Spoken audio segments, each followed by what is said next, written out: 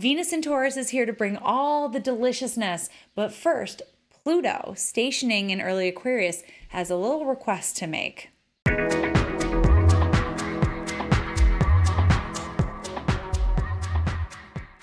On April 29th, Venus, the goddess of love and beauty, enters her home sign of Taurus.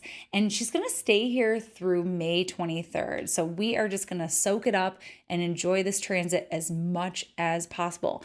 But before we can really do that, well, I mean, the road is kind of bumpy through Venus and Taurus right now, because the first thing Venus has to do is square off with Pluto on the 1st of May.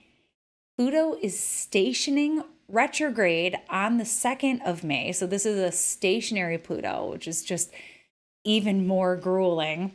And then she's eventually going to have to conjoin Uranus in Taurus. So the road is a little bumpy. But the gifts of Venus in Taurus are sensuality, presence, dropping into the moment, becoming really embodied, kind of coming down off of this like really heady journey, or just like goal oriented. I mean, Venus in Taurus invites us to take a breath, rest, to make sure that we're carving out time to do nothing, which is still something. Rest is so, so important for Taurus energy because it helps us gear up and get really, really focused. So it's still an earth sign. Like Taurus still wants to know like what the plan is, but for right now, the plan is to chill as much as humanly possible. So Venus in Taurus invites us to be very present with our loved ones, to be present with our food, to be present with our breath, to make sure that we are stopping and taking the time to really enjoy our human form, to enjoy this incarnation. There's something indulgent about Venus and Taurus that we should definitely take part in during this time. And also, Venus in Taurus really wants to emphasize like simple pleasures, like things that we often move too quickly to really appreciate and really sink into. It also seeks to bring beauty, harmony, and stability in our relationships. But like I said, first we got to get through Pluto. So we are already coming off of this very Plutonian full moon, which probably brought up a lot that could have come out just for you personally, that could have come out within a relationship, but there was a major like kind of cataclysmic uprooting emotionally, probably with that full moon. So this is just a few days later. Pluto is stationing retrograde at 2 degrees Aquarius, 6 minutes. And it's gonna make its way all the way back to 29 degrees Capricorn. So this retrograde is gonna take us all the way back until that very last little piece, that little sliver of Pluto and Capricorn, and then we are done. So Pluto will regress back into Capricorn on September 1st, and it's gonna station direct on October 11th at 29 degrees Capricorn. So this station is gonna take us right back to that final chapter. So if you have planets in the first few degrees of the fixed signs, you're really gonna be feeling this most. So yeah, that Pluto station, it calls us to our depths. So we're continuing in this full moon flavor that is we're still under the umbrella of that. So it's like double servings of Pluto here. It's calling us to our depths. It's calling us deeper. It's calling us to whatever is deep rooted, whether that is like pain, whether that's potential, whether that's a voice that's telling us to grab the reins of our life. Pluto is as much about like vulnerability and like our weaknesses as it is about our strength. And they're connected, like finding strength, finding our gift through the things that we've struggled through. That's a really big Pluto piece here. So there's wisdom in our struggles. But Venus's square to Pluto is saying, I want us to be more stable. I want us to be more comfortable.